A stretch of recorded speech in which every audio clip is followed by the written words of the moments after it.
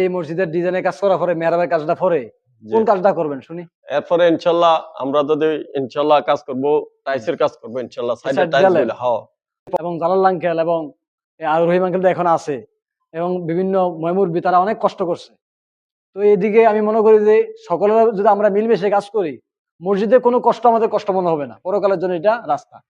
জনাব মোহাম্মদ আব্দুর রহিম, ওনার সাথে একটু কথা বলবো। আসসালামু আলাইকুম রহমতুল্লাহ। ওয়ালাইকুম আসসালাম ওয়া রাহমাতুল্লাহি ওয়া বারাকাতুহু। আঙ্কেল কেমন আছেন আপনি? আলহামদুলিল্লাহ, আপনি আছেন ভালো? আলহামদুলিল্লাহ।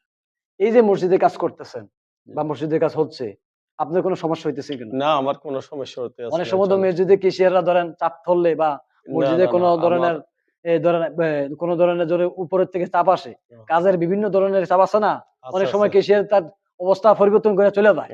আপনি কি কোনো ধরনের সমস্যা না হইতেছে? না, আলহামদুলিল্লাহ আমি ইনশাল্লাহ হুম, আল্লাহর মেহরবানিতে মাবার দোয়া, হুম। সবার দোয়া ইনশাল্লাহ আমি ভালো আছি। আমার তো আনন্দ লাগতে আছে কাজ করাতে। জি জি। তো আঙ্কেল এখন এবার এখন যে মানুষের তো টাকা কালেকশন করতে আছি, যে জি, জি। আলহামদুলিল্লাহ। ও তাই আলহামদুলিল্লাহ।